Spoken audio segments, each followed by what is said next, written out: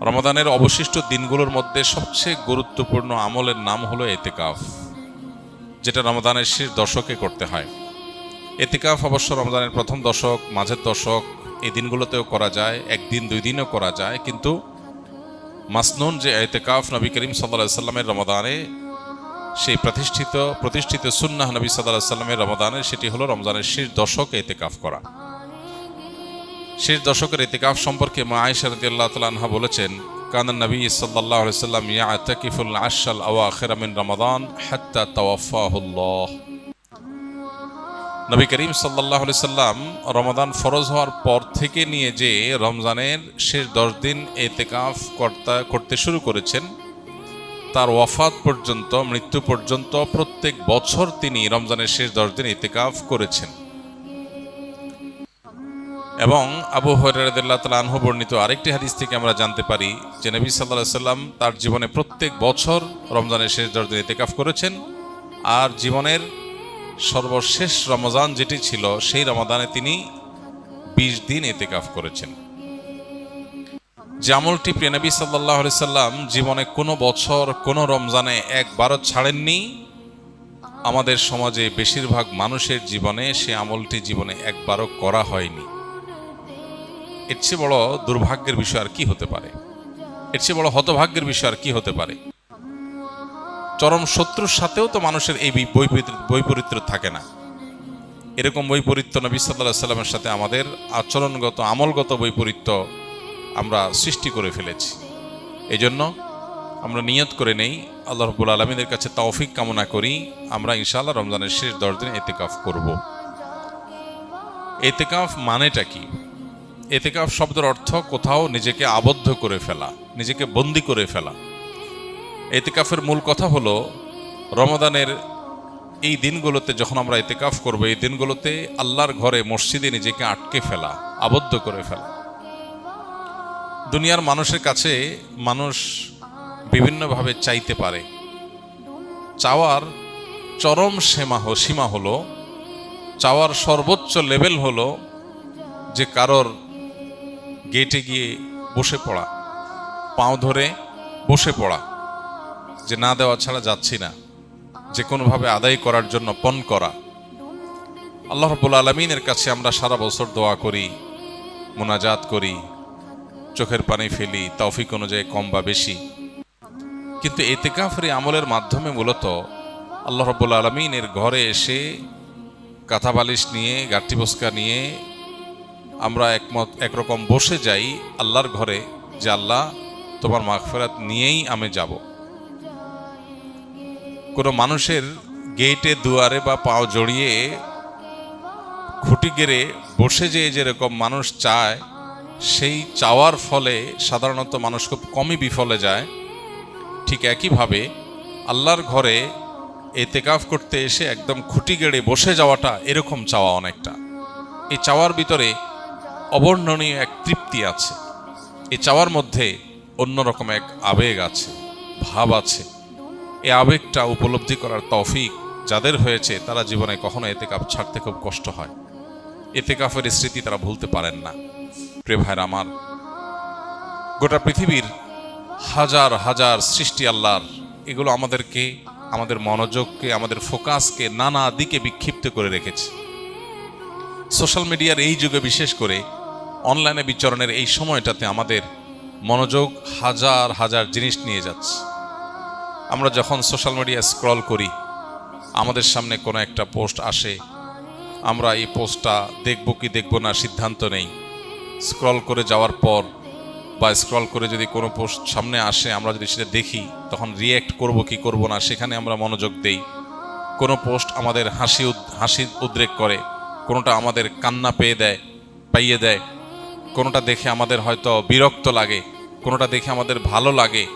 আমাদের অনুভূতি, আমাদের আবেগ, আমাদের সিদ্ধান্ত, এগুলো এত ভাগে বিভক্ত যে পরিপূর্ণ আল্লাহ রাব্বুল আলামিনের প্রতি মনোযোগী হওয়ার সুযোগ, পরিপূর্ণ আল্লাহর দিকে ফোকাস দেওয়ার সুযোগ, আল্লাহর দিকে ফোকাস তো অনেক পরের বিষয়, নিজের নফসের প্রতি ফোকাস দেওয়া, নিজের ভালোর চিন্তা করার সুযোগটা আমাদের দিন এবং রাত 24 ঘন্টা আমরা ব্যয় করে একটু বের করতে পারি না।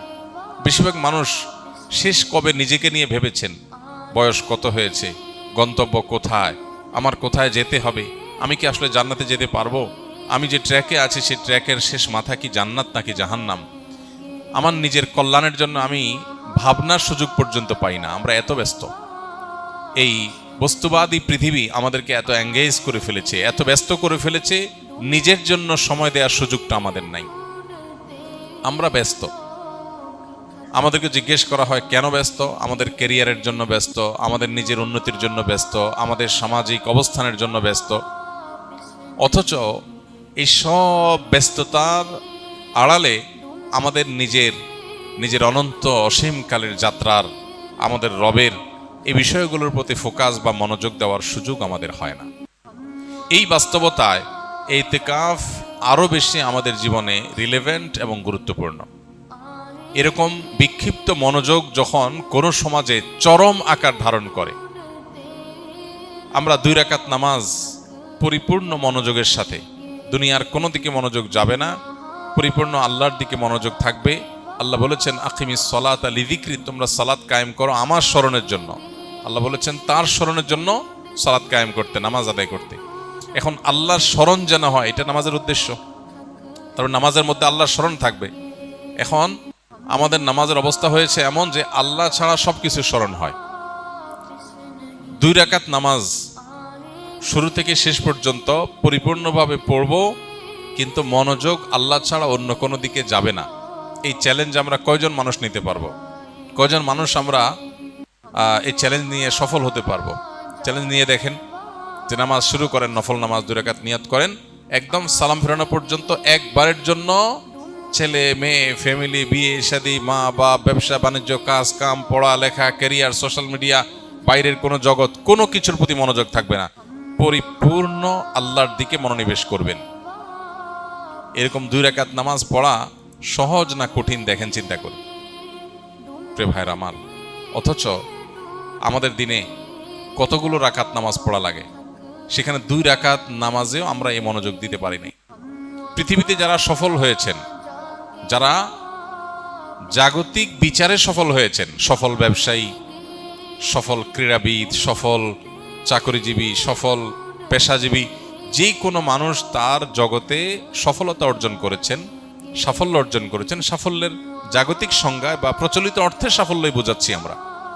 এই মানুষগুলোর জীবনী, এই মানুষগুলোর লাইফস্টাইল, এই মানুষগুলোর যে সারা জীবনের অভ্যাস, এগুলোকে নিবিড়ভাবে পর্যবেক্ষণ করার পর অনেক গবেষকদের দাবি হলো সেই সব মানুষরাই জীবনে সবচেয়ে বেশি সফল হয়েছে যাদের জীবনে ডিপ আওয়ারের পরিমাণ, পূর্ণ মনোযোগের সাথে কাজ করার পরিমাণ যত বেশি, তাদের জীবনে সাকসেসের রেশিও তত বেশি।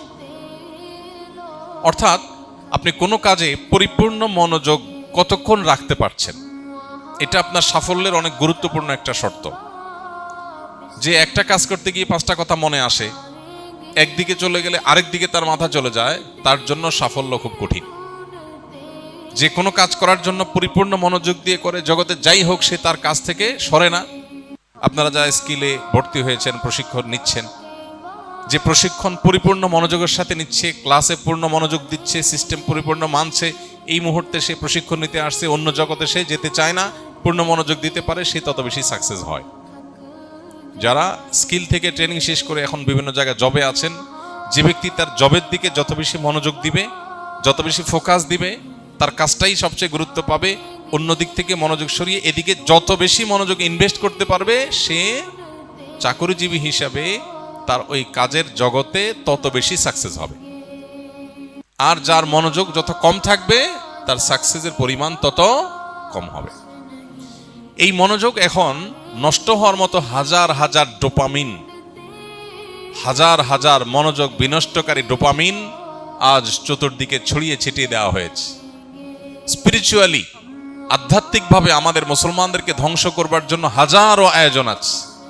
যেগুলোকে আপনি দেখছেন নিছক বিনোদন, এগুলো মূলত আপনার আমার রুহানি শক্তি ধ্বংসের আয়োজন। যেগুলোকে আপনি দেখছেন নিছক টাইম পাস, সেগুলো আসলে টাইম পাস না, সেটা আপনার লাইফ পাস। আমাদেরকে শেষ করে দেওয়া হচ্ছে, মনোযোগ নাই। 2 রাকাত নামাজ পড়ার মতো মনোযোগ যার নাই, তার জীবনে সাকসেস কোত্থেকে আসবে? প্রিয় ভাইরা আমার, ইতিকাফ আপনার জীবনে, আমার জীবনে এই অভাবটা পূরণে সবচাইতে বড় ভূমিকা রাখবে। কারণ ইতিকাফের মানেই হলো তুমি একমুখী হও।